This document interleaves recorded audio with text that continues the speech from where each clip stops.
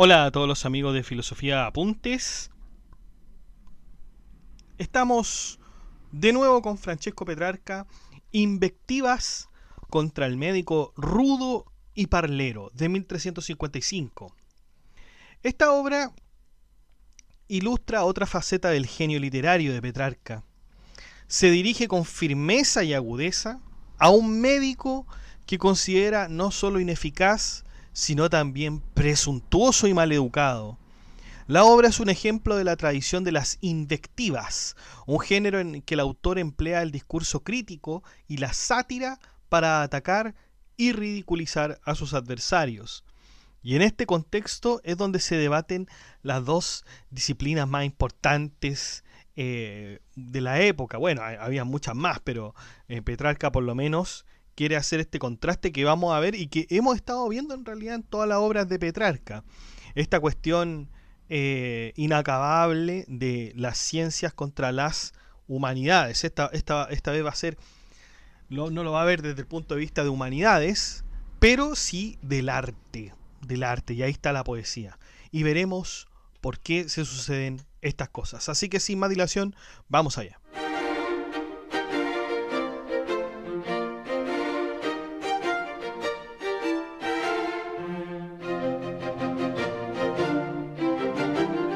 Bueno, vamos a ponernos en contexto de esta obra. En diciembre del año 1351, el Papa Clemente VI se enfermó gravemente en Aviñón y tras una recaída en el año 1352, Petrarca le envió una breve epístola, una carta que se llamaba Cartas de la Vejez, instándole a confiar en un solo médico en lugar de una multitud de médicos que lo atendían. El contenido de esta carta parece que se transmitió de forma tan confusa, pero tan confusa, que el Papa pidió a Petrarca que le escribiera una carta más formal, la cual Petrarca redactó en sus Cartas Familiares, fechada en marzo de 1352. Esta epístola más elaborada provocó una respuesta airada por parte de uno de los médicos papales, a la cual Petrarca respondió con una composición rápidamente elaborada que más tarde se convirtió en su primera invectiva. El médico enfadado escribió un segundo ataque al que Petrarca respondió nuevamente entre enero y mayo de 1353, antes de partir a Vaucluse hacia Milán. Posteriormente, durante su residencia en Milán, revisó sus dos respuestas y las publicó como las 4 invectivas contra un médico en el año 1355. Ese es el contexto entonces de esta pelea que se da entre Petrarca y un médico de la corte. Libro primero. Bueno, Petrarca se dirige a alguien que ha criticado su reputación con ataques despectivos. Le hace notar que hay una gran diferencia entre destruir la reputación de alguien con palabras agresivas y defender la propia con argumentos válidos. En esta disputa Petrarca se siente en ventaja porque tiene argumentos sólidos, mientras que nos dice que su adversario no tiene bases para sus críticas. Petrarca considera que las críticas del adversario son triviales y sin valor, ya que provienen de una persona de poca relevancia. Los escritos del adversario le parecen ridículos y vacíos, ya que prometen soluciones sin ofrecer nada en concreto. Además, acusa al adversario de atacar la verdad solamente por una cuestión de rencor personal. El filósofo le sugiere que la verdadera nobleza se demuestra al buscar un único honor con esfuerzo genuino, no al defender una reputación manchada. Critica la manera en que el adversario reacciona con ira y veneno, afirmando que tal comportamiento es poco común entre personas sabias. Los médicos y el Papa. Sufrir la desvergüenza de un hombre que niega lo que antes aceptó es lo peor. La falta de vergüenza es aún más grave en una mujer disoluta. Tú niegas que los médicos discutan entre sí, aunque es una queja común. Preferiría mentir si pudiera que decir la verdad y exponer el riesgo para millones de personas debido a la discordia y la incompetencia de los médicos. Aunque afirmas, dice Petrarca, que los médicos estaban de acuerdo con la cura del Papa, esto no es creíble. La verdad y los grandes testigos te desmentirán. Si el Papa hubiera muerto, habría habido aún más discordia entre los médicos sobre el diagnóstico y el tratamiento. Critica a Petrarca cómo los médicos se han atribuido el mérito de la recuperación del Papa, cuando en realidad no entendían su enfermedad y en realidad ¿quién lo curó finalmente? Fue Cristo quien lo curó. Acusa a los médicos de usurpar el beneficio de Dios y manipular la situación para parecer que ellos lo salvaron. Aunque no es sorprendente la ira de los médicos ante la verdad, Petrarca se asombra de su furia desmedida y de cómo su respuesta se ha vuelto irracional. Petrarca recuerda que aconsejó al Papa en una carta breve para evitar a médicos discordantes y elocuentes, pero inexpertos, y se siente que hizo bien al darle este consejo.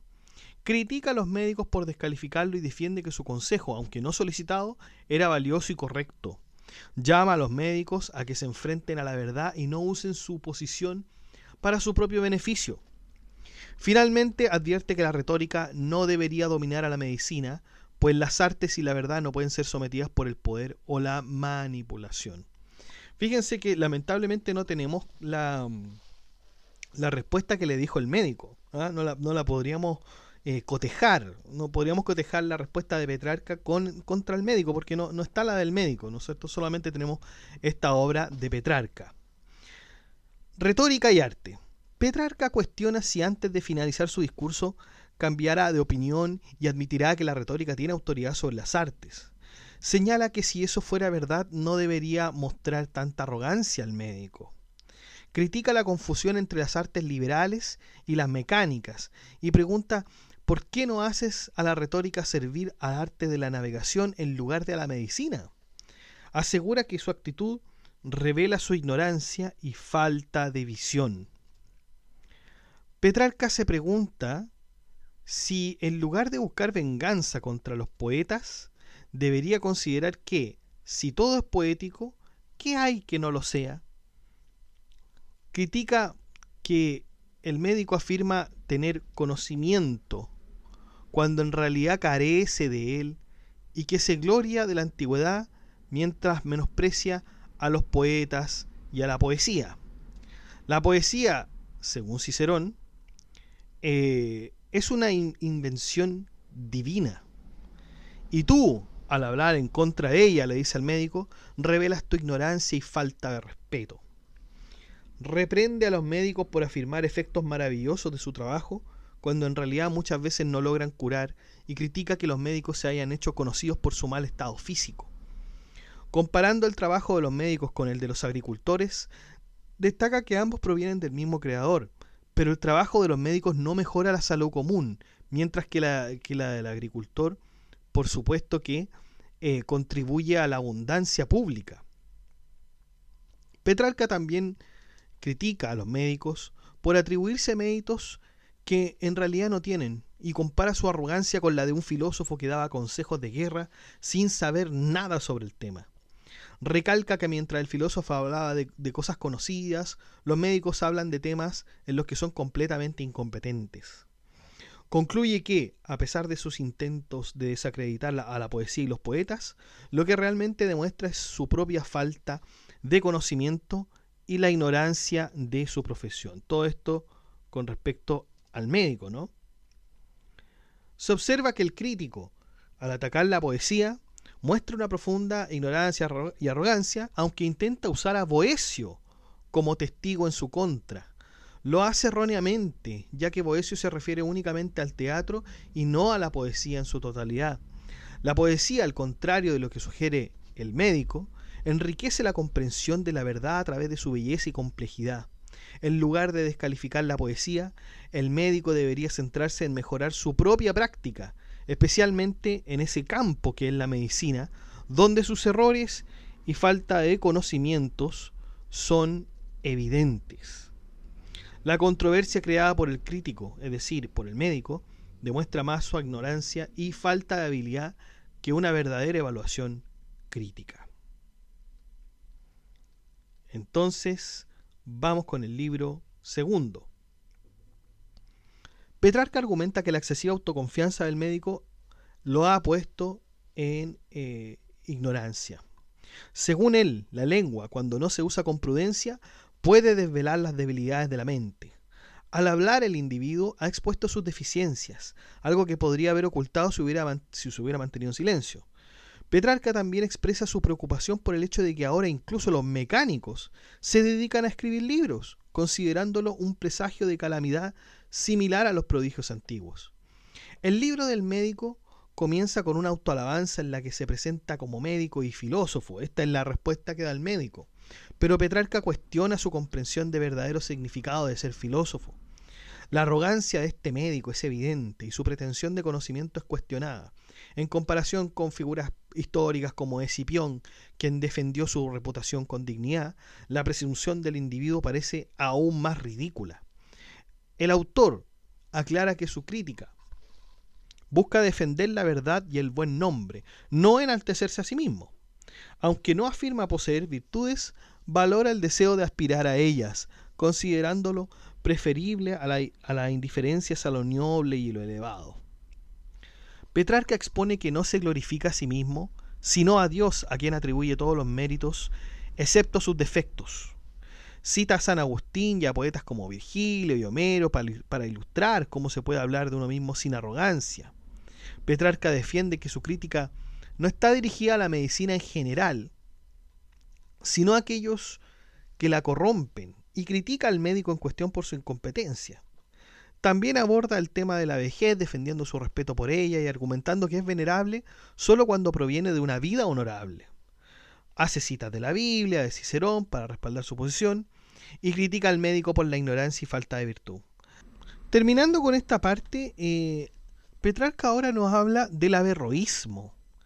Petrarca critica a quienes consideran a Cristo de manera equívoca, ya sea como divino o como un ser humano perfecto nacido de una virgen, y se dirige especialmente a los médicos que siguen a Averroes, por oposición a Cristo.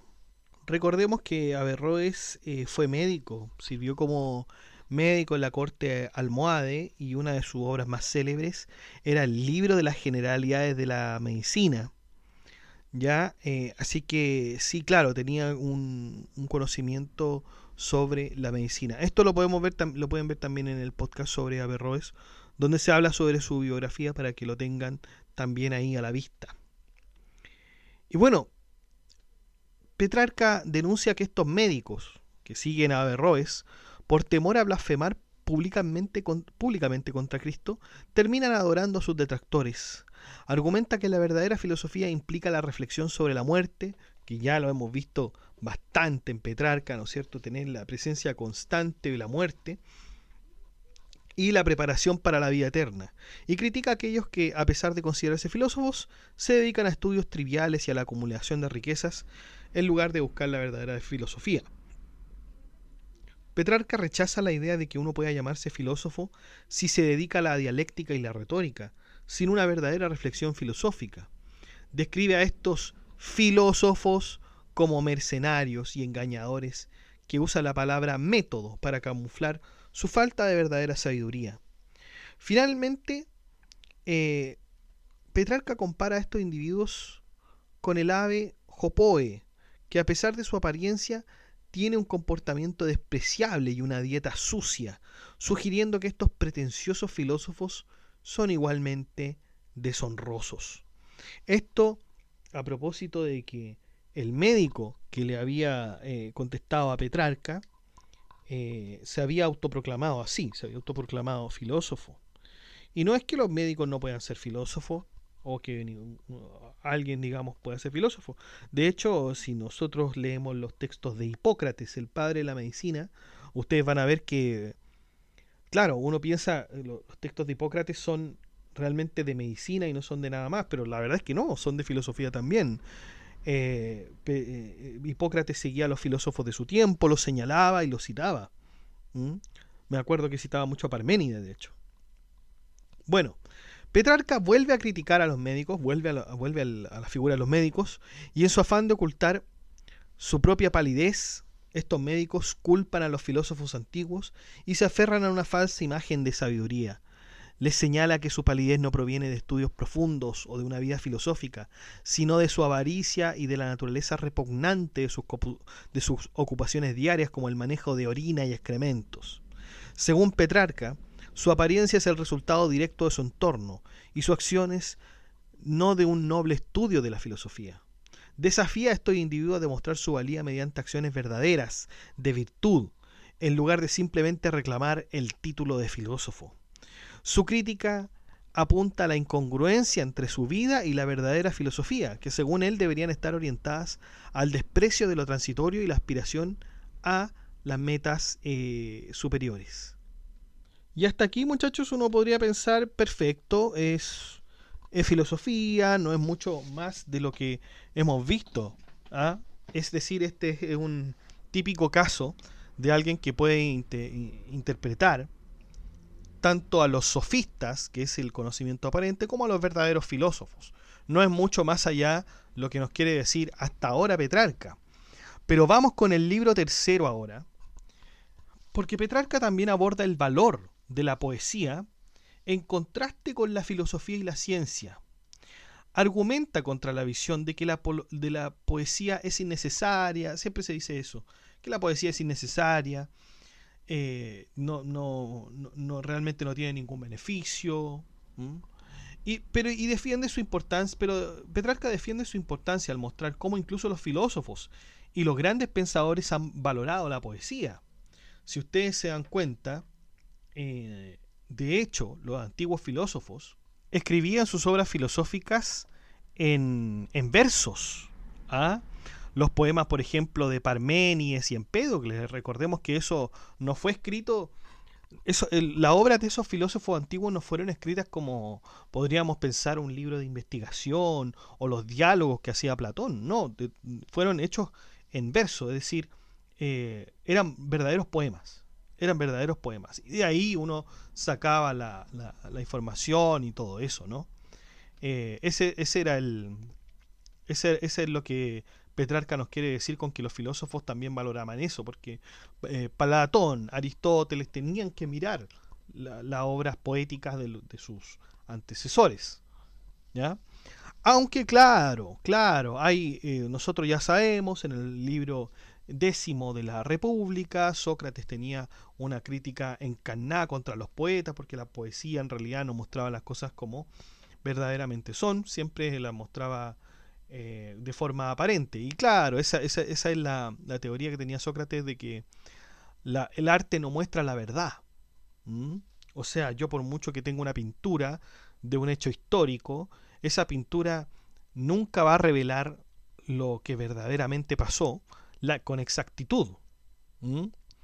Entonces, la pintura, la música tampoco nos va a decir, la música no nos va a decir exactamente cómo pasaban las cosas, sino que nos va a dar la apariencia, la apariencia de cómo sucedieron, pero nunca, no son la verdad, no demuestran los hechos. Entonces esa es la gran crítica de la filosofía, perdón, que se le ha hecho a la poesía.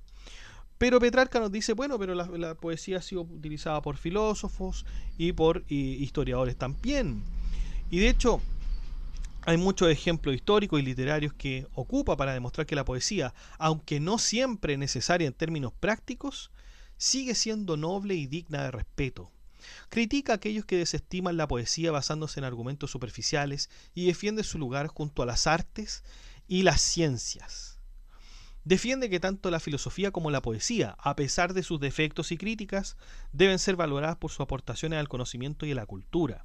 Argumenta que las críticas dirigidas a ciertos filósofos como Epicuro no deben ser aplicadas a toda la filosofía. Epicuro y sus seguidores enfrentan reproches específicos, pero esto no implica que toda la filosofía sea defectuosa. En efecto, recordemos que Epicuro siempre hablaba de su filosofía hedonista, con respecto a que Epicuro establecía que la verdad, lo que el ser humano debía perseguir en su vida era el placer. Pero bueno, esto también ha sido malentendido con respecto a la filosofía de Epicuro. Para que vean eso más en profundidad, también tenemos el podcast sobre Epicuro y el hedonismo, así que ahí podrían profundizar con respecto a aquello. De manera similar, entonces, a Epicuro, Platón criticó a los poetas dramáticos por sus representaciones de los dioses y la moral, pero no extendió su crítica a todos los poetas ni a todas las formas de poesía. Los poetas épicos como Homero y Virgilio, quienes exploran temas profundos sobre la humanidad y la virtud, no fueron objeto de la misma crítica en ese libro décimo de la República de Platón. ¿Ah? Así que igual es bueno volver a revisar el libro décimo. ¿Mm? Pero estos poemas, claro, estos poemas épicos de Homero y Virgilio también fueron, por supuesto que fueron considerados, nadie los criticaba. Ahora, claro, uno podría preguntarse, bueno, esto fue verdad o no fue verdad, pero ilustra la cultura, ¿no? Petrarca también critica a algunos médicos que practican superficialmente en lugar de aportar conocimientos profundos. Y esta crítica se dirige a los individuos y no a la medicina en general. La medicina, al igual que la poesía, presenta una alta demanda de excelencia. La poesía en particular es una disciplina en la que la mediocridad no es aceptada. Y los verdaderos poetas, en verdad, son raros y valiosos. Son verdaderos talentos, algo que no existía esa palabra. Pero claro, o sea, a los poetas se pensaba que eran en el Parnaso, imagínense ustedes, que eran los únicos que podían hablar con Dios, o que Dios por lo menos algo hacía a estas personas para que pudieran expresar estos versos. Realmente era algo increíble que una persona pudiera expresarse en esos términos poéticos. No cualquiera lo puede hacer y en verdad es una forma cautivadora que tienen ciertas personas al desarrollar este tipo de arte. Petrarca defiende la dificultad del estilo poético contra las críticas, argumentando que no se debe a la envidia, sino a un propósito deliberado de fomentar una reflexión más profunda. Destaca la integridad y el valor de la poesía como lo tenía Homero o Virgilio también. También no olvidemos a Ovidio y a Horacio, sugiriendo que sus estilos son complejos y están destinados a desafiar a los lectores y recompensar el esfuerzo en lugar de ocultar el significado. Compara esto con la oscuridad inherente en textos religiosos como la Biblia, donde San Agustín y San Gregorio Magno creen que la dificultad promueve interpretaciones múltiples y un entendimiento más profundo.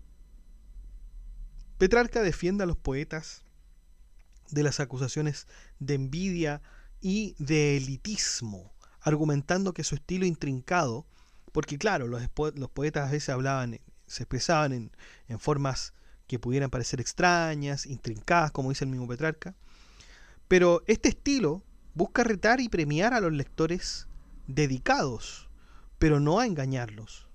Y también sostiene que tanto poetas como filósofos han buscado la verdad y la excelencia en su trabajo, a pesar de las limitaciones o malentendidos de su época. Concluye afirmando el valor del estudio tanto de la poesía como de las escrituras sagradas, incluso si no son universalmente accesibles, y subraya el crecimiento personal a través de tales estudios. Señala que en lugar de leer poesía, se dedica a corregir los errores del pasado con esfuerzo, y espera dejar un legado que será apreciado por las generaciones futuras.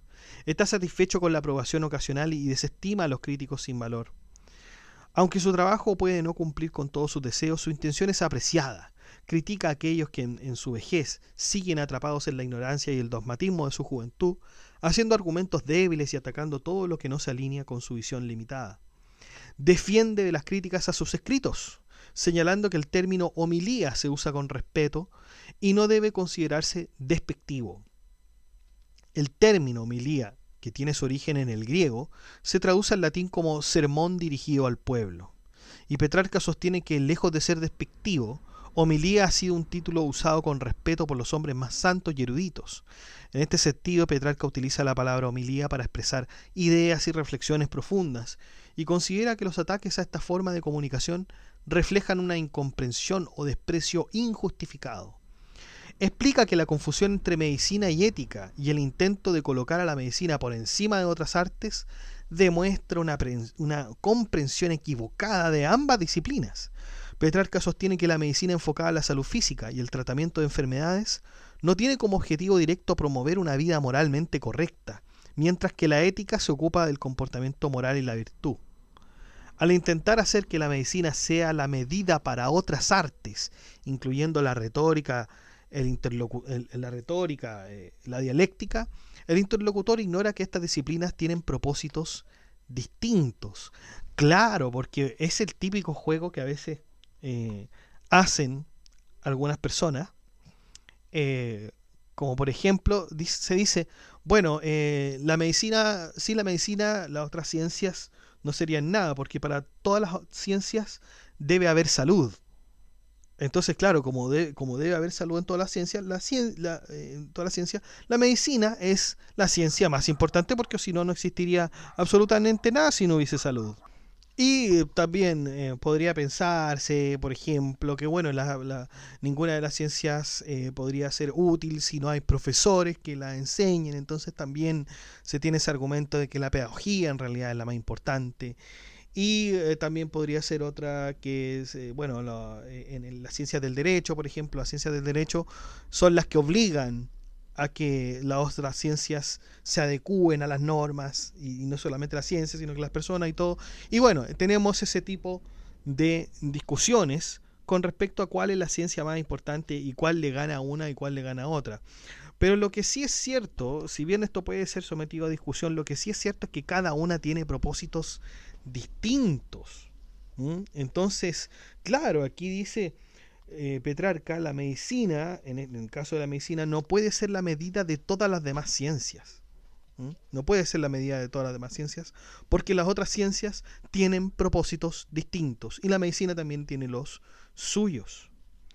Bueno, la retórica y otras artes tienen su propio valor y no deben ser subordinadas a la medicina, ya que cada campo tiene su función específica y no deben confundirse ni mezclarse inapropiadamente. Destaca que la medicina no enseña cómo vivir bien y argumenta que la retórica y las demás artes tienen un valor intrínseco que no debería subordinarse a la medicina. Al intentar usar la oratoria para cubrir sus defectos y justificar sus fallos, el médico está desviándose de su verdadero propósito. Petrarca sugiere que el médico utiliza la retórica para excusar la muerte de sus pacientes y consolar a los sobrevivientes, en lugar de enfocarse en curar efectivamente a los enfermos. Este uso inapropiado de la retórica, en lugar de la medicina efectiva, convierte al médico en un orador vacío y superficial. Petrarca destaca que la retórica y las habilidades oratorias no deben ser el centro de la práctica médica, ya que la verdadera medicina debe basarse en la competencia técnica y el cuidado real del paciente, no en la habilidad para hablar persuasivamente. Vamos con el libro cuarto y último de esta invectiva contra el médico. El médico ha intentado usar la soledad de Petrarca como un punto débil, acusándolo de vivir en aislamiento y por lo tanto despreciando la vida activa y social. Nosotros ya podemos ver que en la primera obra ya de Petrarca, que nosotros habíamos visto, no la primera, quizás la segunda, que es sobre la vida solitaria, Petrarca justificaba justamente una vida solitaria, pero con ciertos matices, con ciertos matices. Bueno, Petrarca, sin embargo, defiende su preferencia por la soledad como una elección natural y deseada. Argumenta que su inclinación hacia la soledad no es una desventaja, sino una manifestación de su naturaleza y de sus estudios, que le permiten evitar el bullicio y la superficialidad de la vida urbana. Petrarca también critica la falta de profundidad en los argumentos del médico, sugiriendo que sus intentos de desacreditar la vida solitaria son tan vacíos y superficiales como sus otros argumentos. Petrarca destaca que no se debe juzgar la valía de una vida solitaria únicamente desde una perspectiva utilitaria o cívica, y que el verdadero mérito y virtud pueden encontrarse en la dedicación personal y el estudio profundo, en lugar de en el mero involucramiento social. Además, la vida en la ciudad, llena de placeres sensoriales y tumulto, puede estar llena de enfermedades y distracciones que impiden la verdadera felicidad y virtud. Por el contrario, la soledad permite evitar estos males y dedicarse al desarrollo interior y al estudio, aunque reconoce que la soledad puede parecer difícil para quienes dependen de la compañía y el bullicio. Para él representa un estado ideal para el crecimiento personal y la contemplación. Petrarca entonces defiende su elección de vivir en el campo en lugar de en la ciudad, argumentando que en el entorno rural es más propicio para la búsqueda de la virtud y la paz mental.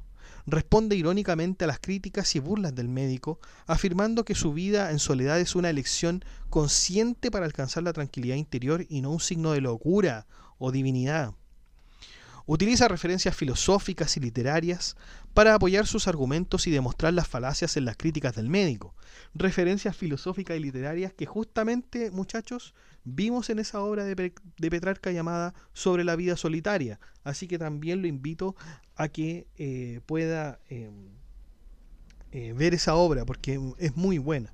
Es muy buena. Un poquito larga, pero es buena. Y ahí demuestra qué importante es la soledad para el ser humano. Finalmente, Petrarca responde con firmeza a las críticas de un detractor que cuestiona su vida solitaria y su búsqueda de conocimiento en la naturaleza. El poeta defiende su elección de vivir en soledad y alejado de la corrupción de las ciudades, argumentando que su vida en el campo le proporciona una paz y una inspiración que el crítico no puede entender realmente. Asegura que sus acciones y pensamientos están guiados por un deseo de virtuosidad, mientras que el detractor se queda en la mediocridad y el vicio. Critica la naturaleza envidiosa y dañina del médico, comparando su situación con las de figuras históricas que también enfrentaron ataques y críticas, aunque el crítico busca fama a través de la difamación. Bueno, y Petrarca aquí nos señala que su propio objetivo es mantener su integridad y que el ataque solo le ha causado molestias, sin afectar realmente su paz interior. El poeta sugiere que el detractor no ganará fama a través de su ataque y que su verdadero propósito ha sido perturbar la tranquilidad de Petrarca, a quien le pide a los lectores que apoyen a quien ha sido atacado injustamente. Y así termina, estimadísimos, el libro de Petrarca sobre las invectivas contra el médico rudo y parlero. La verdad es que esta idea sigue dándonos a complementar que las ciencias científicas, las ciencias exactas, como habíamos dicho en otro de los podcasts, me parece que es sobre el ocio religioso de Petrarca también, que hay las ciencias exactas, las ciencias puras, no nos dicen nada del sentido de la vida, nos dicen del sentido de la naturaleza, eso sí que nos hablan del sentido de la naturaleza, qué sentido tiene el origen de la naturaleza, el origen y fin de una persona, cómo es que una persona se traslada de aquí para allá, la rotación del sol, la explicación de la naturaleza en cuanto a las plantas, los árboles, el movimiento de los planetas, las estrellas, todo eso nos cuentan las ciencias exactas, pero también podríamos tener como ciencia exacta la gramática, al silogismo, ¿ah? Pero no nos cuentan nada del sentido de la vida. La poesía nos cuenta el sentido de la vida, por supuesto, nos cuenta el sentido de la vida. Las biografías pueden hacerlo, la literatura, los clásicos, porque para nosotros son los clásicos, nosotros contemporáneos son los clásicos, de toda la vida, Homero, o quizás podríamos ir un poco más adelante, como Kafka, por ejemplo, y ese tipo de cosas, ¿no es cierto? Pensemos, voy a darle un ejemplo personal. Yo soy profesor de inglés y soy egresado de Derecho. No quiere decir que sea abogado, soy egresado de Derecho. Y en pedagogía en inglés, bueno, uno tiene una asignatura que se llama gramática. Y la gramática, digamos, es una ciencia. Yo diría que es una ciencia. Porque en efecto estudia el conjunto de elementos de una lengua y sus combinaciones, ¿no es cierto? Tiene reglas, tiene normas, por las cuales si no obedecemos no podríamos ser entendidos de ninguna forma. Por lo tanto, pertenece a aquellas preguntas formales. Es una ciencia absolutamente formal la gramática y en consecuencia tendríamos que decir que ahí no se ve de ningún lado el sentido de la vida. Claro, estudiar la sintaxis, por ejemplo, el sujeto, el verbo, el predicado, el objeto, realmente no tiene ninguna relevancia para alguien que quiera saber cosas de la vida, ¿no es cierto? Pero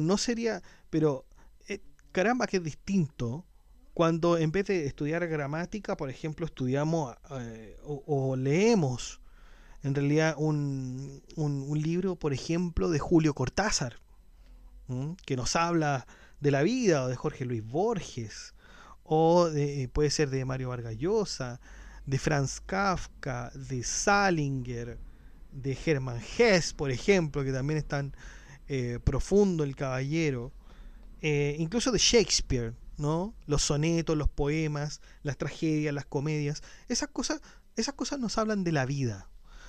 Pero, claro, usted me puede decir, pero insisto, me puede decir, usted puede ser el médico parlero y puede decir, bueno, insisto, la medicina también nos habla de la vida, nos habla de la vida, nos habla de las consecuencias de las enfermedades, nos habla de los síntomas, etcétera, la etiología.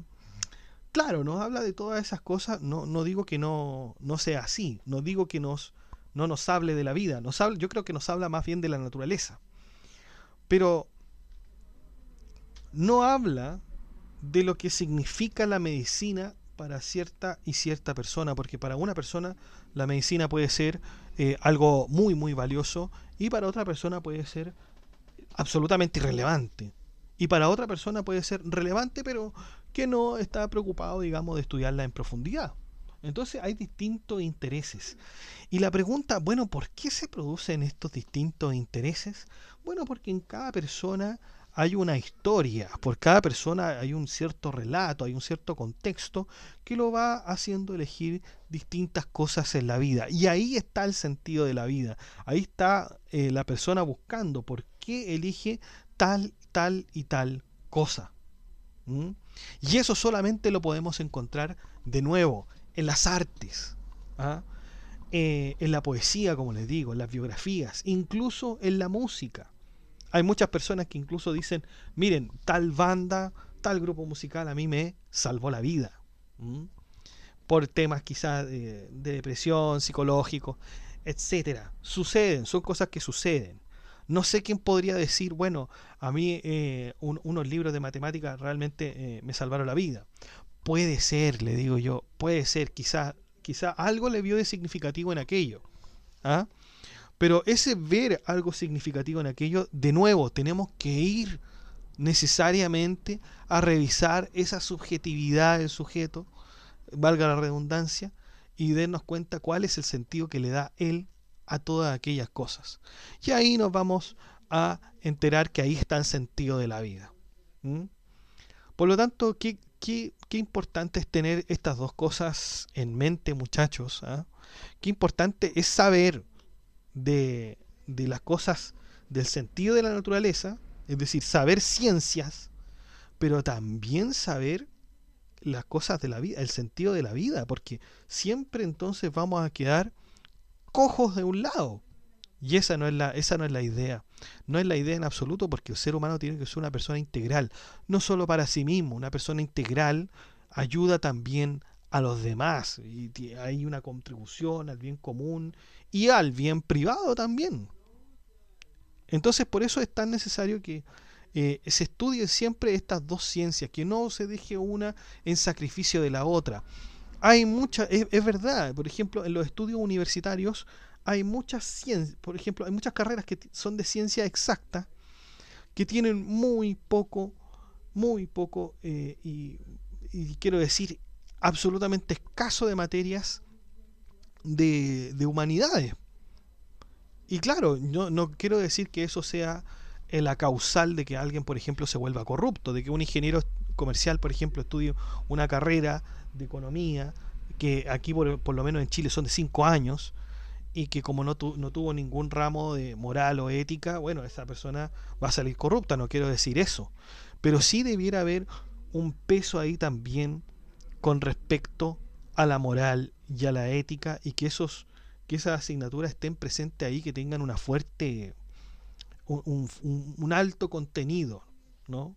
Que sean más presentes en esas carreras. Y lo mismo deberíamos decir para las humanidades. Para las humanidades debería haber también ramos de ciencia exacta, matemáticas por lo demás, debería existir, debería haber, para que seamos personas integrales. De hecho, les comento una infidencia. O sea, yo, como les digo, soy profesor de inglés, soy egresado de Derecho, Yo como profesor de inglés jamás vi un ramo matemático. Jamás. Jamás, jamás. Jamás de una ciencia exacta tampoco. Nada. La gramática, claramente. Pero cuando uno se mete a la carrera de Derecho, yo pensé que iba a seguir viendo humanidades, y uno tiene derecho económico, derecho tributario, derecho comercial, derecho de sociedades, donde se usan las matemáticas, pues. Se usan las matemáticas y bueno, ahí uno tiene la dificultad, pero también aprende a valorar lo fundamental y lo significativo que también son las ciencias exactas. Por lo tanto, es importante una educación integral, es tremendamente importante. No hay que ver las cosas solamente por un lado, solamente de forma parcial, sino que hay que integrarlo. Y esto es, creo yo, a lo que se refería Petrarca. Quizás no tanto, ¿eh? Quizás no tanto, porque Petrarca aquí por lo menos en este texto estaba más aireado contra el médico y decía, no, la poesía es una parte importante. Aunque también debemos decir que a lo mejor sí, porque cuando Petrarca empieza a hablar de la medicina, dice la medicina es valiosa, pero por sí misma, no por los médicos que la ejercen, ¿no? Y no por ciertos médicos también, porque no podemos hacer una generalización apresurada de ese estilo. ¿Mm? Eso es, muchachos, lo que yo les quería decir con respecto a Petrarca. Esta es la última obra que vamos a ver de Petrarca. Ha sido un filósofo para mí maravilloso. No sé qué les pareció a ustedes. Para mí, todos los podcasts que hemos hecho con respecto a Petrarca los he disfrutado cada uno de ellos. Cada uno de ellos. Así que eso, muchachos, los dejo invitados al grupo de WhatsApp para que dejen su comentario y también para que puedan enterarse de las novedades que están tanto en el blog como en YouTube.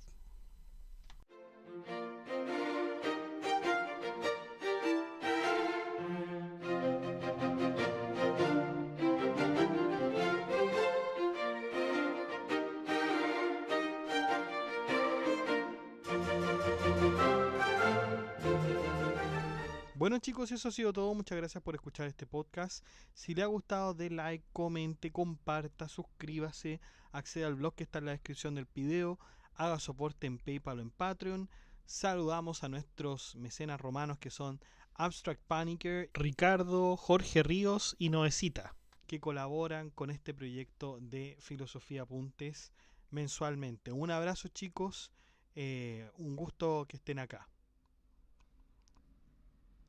Y también saludamos a nuestro mecenas medieval, que es Gab Welther, que también colabora con una membresía un poco más alta que los mecenas romanos y que ya se ha mantenido en el tiempo apoyando este proyecto educativo. Muchas gracias, Gab Welther. Un abrazo. Y usted también puede ser colaborador en Filosofía Apuntes inscribiéndose en las membresías que aparecen en el botón unirse de cada video. Usted presiona el botón unirse, van a aparecer 4 membresías con distintos precios y usted puede elegir el que mejor le convenga. Si no le acomoda ninguno de esos precios, de todas maneras usted puede colaborar con Filosofía Apuntes haciendo clic en el botón gracias y poner la suma que a usted más le acomode. Que estén muy bien, cuídense, chao.